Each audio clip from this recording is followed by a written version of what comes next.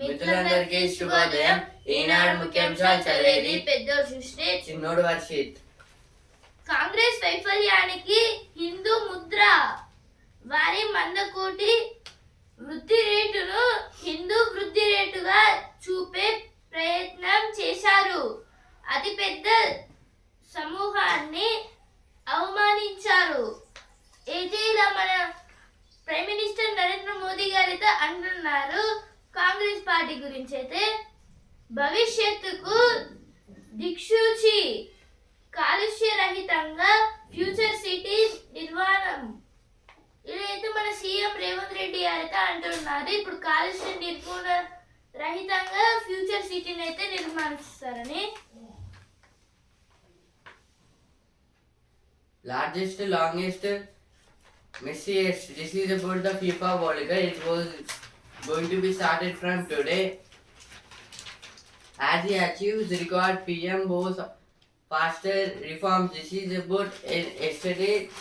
Our Prime Minister Narendra Modi, he became the first member and he ruling the country more time. TMC may be headed NCP, Sena way. Rebels claim support of 19 of 28 MPs. This is about the member of parliament, and there is a meeting was going on.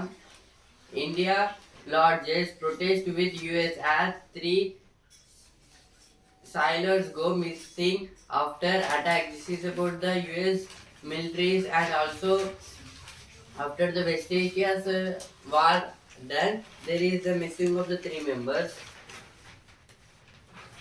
ఇప్పుడు editorial page. Green hydrogen నవ ఇంధనం.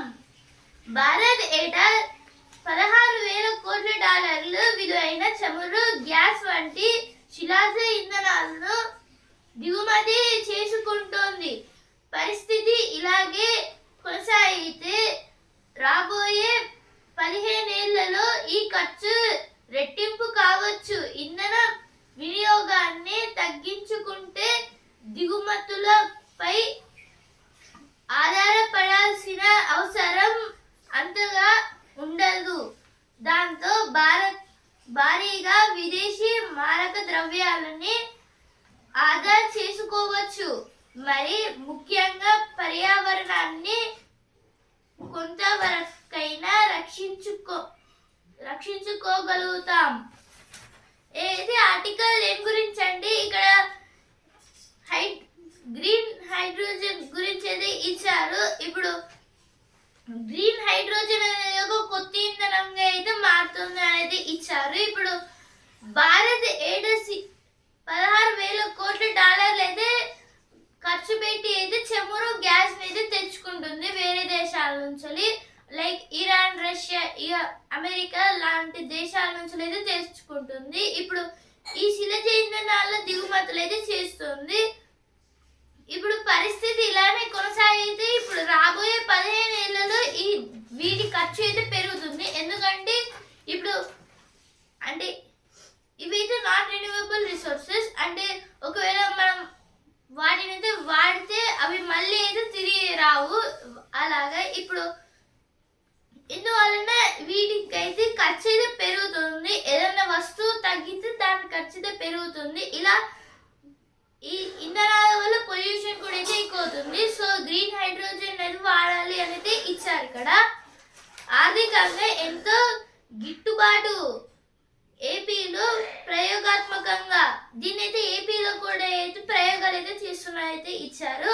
Hyderabad needs 200 fire stations but has only 40. This is about the district wise fires in 2026. According to this, in every district there will be a fire accident, but in this graph there is a top 5 districts. Like Hyderabad is stood first place and the cases was 804. Karimnagar last 374. In Hyderabad it should be 200 fire stations, but now they have only 40. GNTUH pulls up 80 engineering colleges over faculty infra. This is about GNTUH means Jawaharlal Nehru Technological University Hyderabad. They pulled means they are drawing to 80 engineering colleges for over faculty. ధిక్కార కవిత స్వరం. సముద్రం ఒకటి కాళ్ళ దగ్గర కూర్చొని మొరగదు. తుఫాను గొంతు చిత్తం అనడం ఎరగదు. పర్వతం ఎవడికి వంగి సలాం చెయ్యదు. ఆంధ్రప్రదేశ్ ఉప ముఖ్యమంత్రి పవన్ కళ్యాణ్ ప్రసంగం ద్వారా జనరేషన్ జెడ్ కి చేరువైన కవిత పంక్తులివి తీక్షణమైన భావావేశంతో తీవ్ర ధిక్కార స్వరాన్ని వినిపించే ఈ కవిత పాదాలు గోరిల్లా కావ్యం లోవి. ఎమర్జెన్సీ వ్యతిరేకిస్తూ ప్రఖ్యాత కవిత గుంటూరు శేషేంద్ర శర్మ 1976లో ఈ గ్రంథాన్ని రచించారు. అయితే ఆర్టికల్ దేని గురించి అంటే ఇక్కడ అయితే శేషేంద్ర శర్మ గారి గురించి అయితే ఇచ్చారు. ఈయన అయితే నిన్నైతే చనిపోయారు. ఈయన ఒక గొప్ప రైటర్. ఇప్పుడు ఆంధ్రప్రదేశ్ ఉప ముఖ్యమంత్రి పవన్ కళ్యాణ్ ప్రసంగం ద్వారా అయితే ఈయన జనరేషన్ జెడ్ అంటే జెన్జీలోకి అయితే ప్రవేశించారు. ఇప్పుడు ఈయన గోరిల్లు కావ్యంలో నుంచి కొన్ని కవితలు అయితే రాశారు. దాని గురించి అయితే ఇచ్చారు ఇక్కడ. How and why the South took command of India's skies. This is about the means the airways, means aeroplanes, planes, and in this there is a division given here: north, south, and west is the graph percentage. In this south hold 32.6%. It was more than the north side, has only 28.1%. ఇప్పుడు business page. భారీగా తగ్గి బంగారం వెండి ధరలు.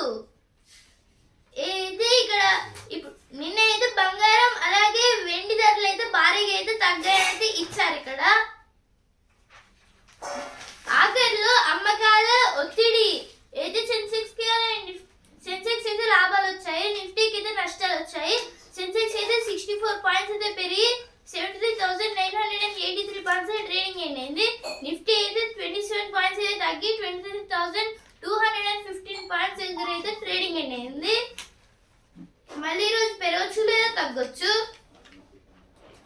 రామరాజ్యం రక్షభద్రం.